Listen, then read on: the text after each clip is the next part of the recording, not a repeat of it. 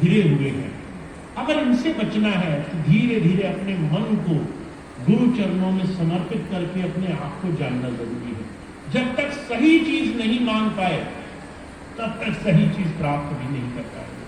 तो आप और हम बहुत भाग्यशाली हैं, स्वामी जी ने ये जीवन दिया ताकि हम जीवन में धीरे धीरे सुधार की तरफ चले, अपने आप को हर रोज अच्छा बनाते चले, हर रोज ऐसा जीवन बनाएं लोग हमें तो देखें ही, हमारे बच्चों को देखें, हमारे आने वाली पीढ़ियों को देखें और देख कर कहें ये किसी बहुत प्रेमी गुरु, किसी बहुत पहुंचे हुए महात्मा की शरण में जाने के बाद ही हो सकता है।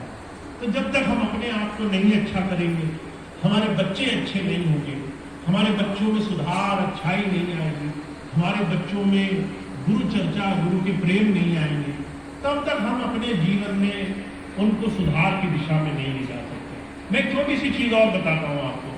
अभी कुछ दिन पहले मैं एक विद्वान से मिला, मैंने उनसे बात करनी शुरू की। कहने लगे भैया जी मुझे एक चीज का बड़ा आश्चर्य होता है, जब दो भाई लड़ते हैं, जब दो लोग लड़ते हैं तो जो है गुस्से में कई बार गाली निकालते हैं, और जब गाली निकालते हैं तो गाली किसकी निकालते हैं?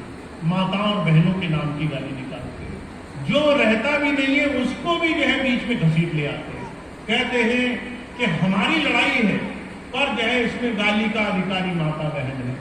जब मैंने उनसे पूछा ऐसा क्यों है, तो वो कहने लगे इसलिए क्योंकि कहीं ना कहीं हमारे अंदर ये बैठा हुआ है कि हम जब बुरा सोचें, हम जब बुरा बोले तो हमारी बुराई का कारण हम उनको मानते हैं। जब वो बात कहने लगा तो मैंने उससे कहा इसका सुधार का रास्ता क्या है? वो कहने लगे हमें ये बात अपने अंदर बदलनी होगी। अगर गुस्सा भी हो, क्रोध भी हो तो अपने आचरण पे हो, अपनी तरीके पे हो, अपनी बोली चाली पे हो। अगर हमारी बोली भाषा, हमारे मुंह से निकलने वाला शब्द, एक अपशब्द भी अगर वो किसी दूसरे को दोष देना है, माता और बहने के नाम की गाली निकलना है, तो वो कहने लगे समझ लो तुम्हारे दिल में क्या भरा होगा, तुम्हारे हृदय में क्या होगा। क्या ये चीज वो प्रभु जानता नहीं होगा? जो प्रभु तुम्हारे अंदर की जानता है और तुम्हारे हृदय में ये भरा हुआ है तो वो तुम्हें अच्छी चीज दे भी कैसे सकता है, तुम्हें अच्छी चीज प्राप्त भी कैसे हो सकती है?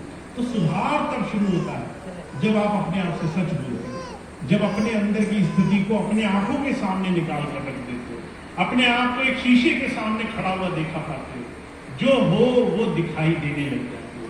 तो ये गुरु भक्ति का आशय है।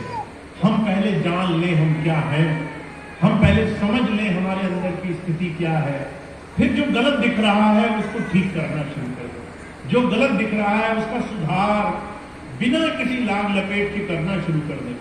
जब हम ऐसा करते हैं तब जाकर के गुरु की कृपा हमें प्राप्त होने लग जाती है।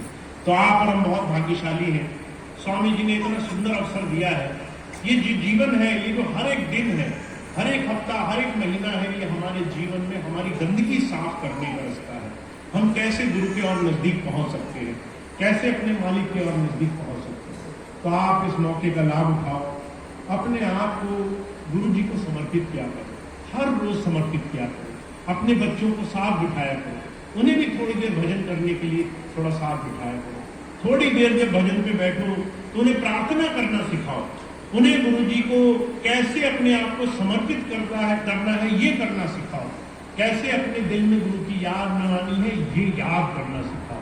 खुद भी इस काम को करो, अपने आने वाली पीढ़ियों को भी ये काम कराओ। जब आप रोज रोज ये काम करोगे तब धीरे धीरे आप गुरु की कृपा को और नजदीक से देखने वाले बन जाएंगे।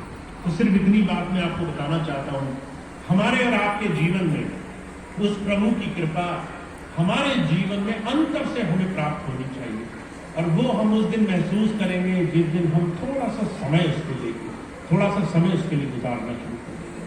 तो आप और हम इस काम को जितना ज्यादा करें, जितना ज्यादा इस दिशा में अपने कदम उठाएं, उतना ज्यादा हमें हमारे जीवन का लाभ मिलेगा। ये थोड़ी सी बात थी जो स्वामी जी की थी, मैंने आज आपकी सेवा में रखी। अब इतनी बात कहकर मैं अपनी बात समाप्त करता हूँ।